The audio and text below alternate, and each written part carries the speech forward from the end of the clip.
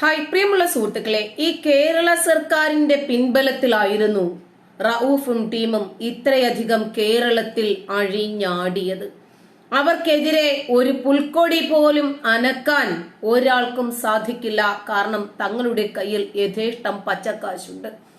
ഇങ്ങനെ തന്നെ ധരിച്ചിട്ടാണ് അവർ ഇത്രയധികം ഭീകരവാദവും തീവ്രവാദവും ഇവിടെ വളർത്തിക്കൊണ്ടുവന്നതും. തീവ്രവാദ മുദ്രാവാക്യങ്ങൾ, കൊലവിളികൾ, ഭീഷണികൾ ഇതെല്ലാമായി ഈ കേരളത്തെ അടക്കി ഭരിക്കുന്നത് നമ്മളാണ് എന്ന് ഒരു വേള ചിന്തിച്ചു പോയി.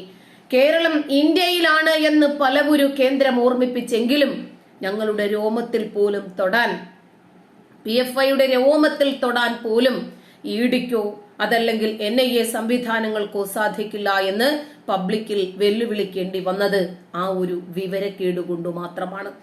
പലർക്കും പോപ്പുലർ ഫ്രണ്ട് ആണ് എതിരാളികൾ എന്നുള്ളത് കൊണ്ട് സംസാരിക്കാൻ പ്രയാസമാണ്, വിമർശിക്കാൻ പ്രയാസമാണ്. അപ്പോ അവരതിന് പുകമറ എന്ന വണ്ണം പല വേലകളും കളിക്കും.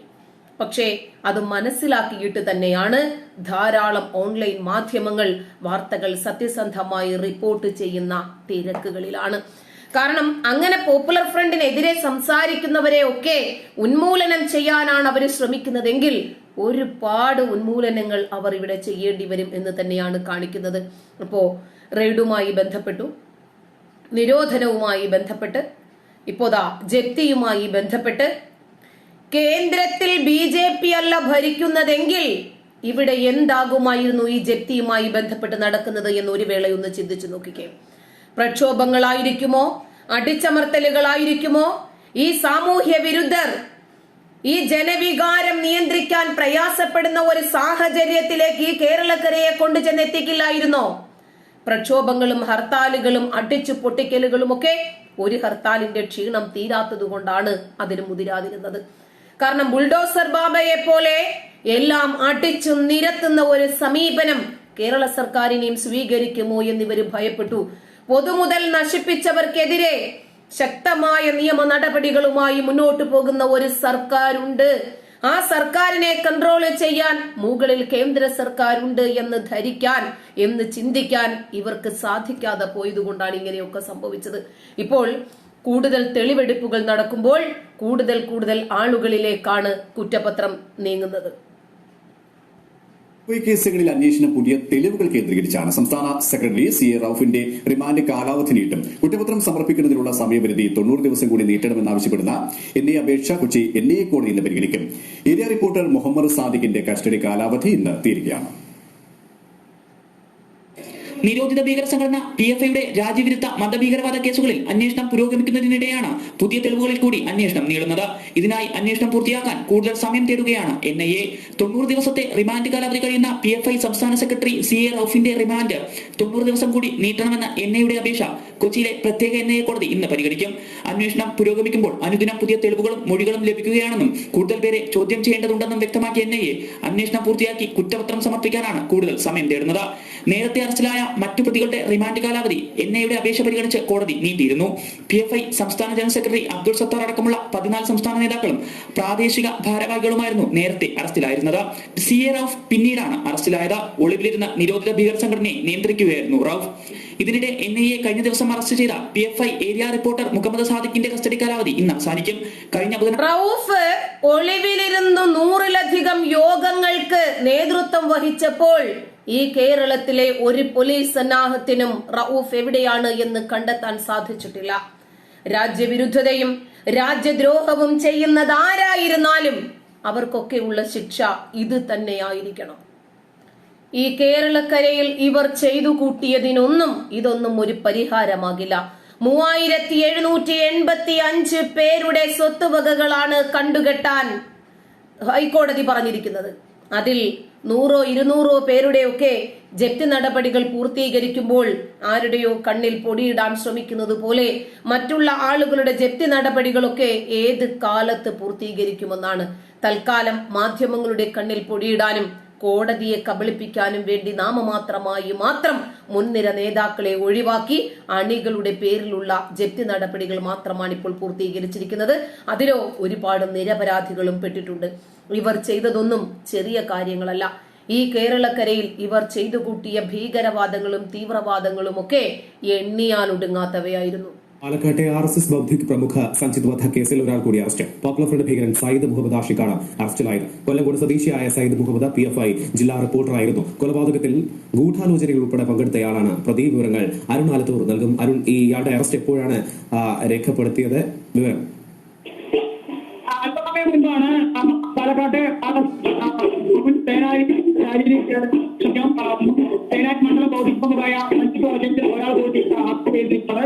പോപ്പുലർ ഫണ്ട് സയ്യിദ് മുഹമ്മദ് ആഷിഖിനെയാണ് അറസ്റ്റ് ചെയ്തിരിക്കുന്നത്. കൊല്ലങ്കോട് സ്വദേശിയായ ഈ സയ്യിദ് മുഹമ്മദ് പോപ്പുലർ ഫണ്ടിന്റെ ജില്ലാ റിപ്പോർട്ടറായിരുന്നു. കൊലപാതകത്തിൽ ഗൂഢാലോചനയിൽ ഉൾപ്പെടെ പങ്കെടുത്തയാളാണ് പ്രതി. പ്രതികളാണുള്ളത്. ഒരാളെ കൂടി അറസ്റ്റ് ചെയ്തതോട് കൊലപാതകത്തിന്റെ ഗൂഢാലോചനയിലടക്കം തുടക്കം മുതൽ ഒടുക്കം വരെ ഉണ്ടായിരുന്ന ആളായിരുന്നു സെയ്ദ് മുഹമ്മദ് സാദിഖ് എന്ന വ്യക്തി. ഇങ്ങനെ എത്രയെത്ര ആളുകളെ കൊല്ലാൻ വേണ്ടി ആയിരിക്കും ഇവർ ഗൂഢാലോചനകൾ നടത്തിയിട്ടുള്ളത്. ഇതിൽ എത്ര എണ്ണമാണ് ആകെ പിടിക്കപ്പെട്ടിട്ടുള്ളത്? ഇവരൊക്കെ ആയിട്ട് എന്തെങ്കിലും മുൻവൈരാഗ്യങ്ങൾ ഉള്ളതിന്റെ പേരിലാണോ ഈ കൊലകളൊക്കെ നടന്നത്? മുൻ ശാരീരിക ശിക്ഷ പ്രമുഖ ശ്രീനിവാസനെ വെട്ടിക്കൊലപ്പെടുത്തിയ കേസ് ദേശീയ അന്വേഷണ ഏജൻസി ഏറ്റെടുക്കുന്നതിന്റെ ഭാഗമായി കേസ് വിവരങ്ങൾ പോലീസ് കൈമാറി. സംസ്ഥാന പോലീസ് മേധാവിയുടെ നിർദ്ദേശപ്രകാരം അന്വേഷണ ഉദ്യോഗസ്ഥനാണ് NIAക്ക് വിവരങ്ങൾ കൈമാറിയത്.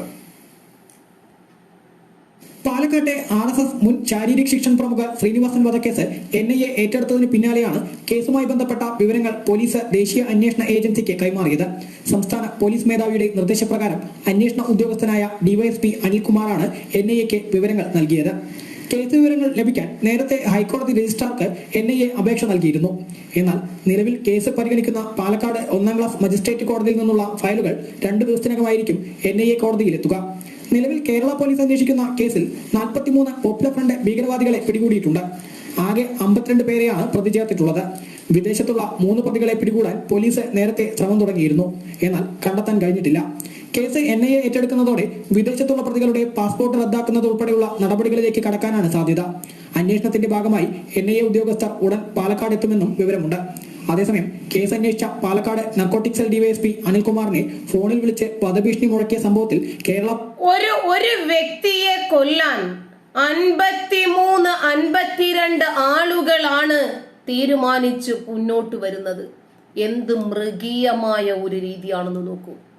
ഒരാളെ വകവരുത്താൻ ശക്തമായ ഗൂഢാലോചനകളും പദ്ധതികളുമൊക്കെ അണിയറയിൽ ആവിഷ്കരിക്കുകയും അത് നടപ്പിലാക്കാൻ ഇറങ്ങിത്തിരിക്കുകയും നടപ്പിലാക്കി കഴിഞ്ഞ ആളുകളെ രക്ഷപ്പെടുത്താനും പണം നൽകാനും വിസ നൽകാനും അവർക്കൊരു ഷെൽട്ടർ നൽകാനും ഒക്കെ മുന്നോട്ട് വരികയും ഒക്കെ ചെയ്യാൻ അണിയറയിൽ എല്ലാ പ്രവർത്തകരും സജീവമാണ്.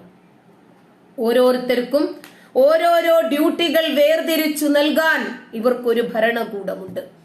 ശിക്ഷാരീതികൾ നടപ്പിലാക്കാൻ ഇവർക്കൊരു ഭരണഘടനയുണ്ട്. ഇവർക്ക് പ്രധാനമന്ത്രിയും മുഖ്യമന്ത്രിയും ഇങ്ങനെ തുടങ്ങുന്ന എല്ലാ തരത്തിലുള്ള ഭരണചക്രങ്ങളും ഇവരുടെ പിന്നിൽ അണിനിരക്കുന്നുണ്ട്. അങ്ങനെയാണ് ഇന്ന ആളാണ് അടുത്ത കൊല്ലപ്പെടേണ്ടത്. 53 പേരൊക്കെ തുനിഞ്ഞങ്ങ് ഇറങ്ങാണ് ഒരു മനുഷ്യനെ മൃഗീയമായി വകവരുത്തുന്നതിന് വേണ്ടി. ഒന്ന് ആലോചിച്ച് നോക്കണം ഇവരുടെ മൃഗീയത എന്താണെന്ന്. ഇങ്ങനെ എത്ര ആളുകളെയാണ് കൊന്നു കൊല വിളിച്ചിട്ടുള്ളത്.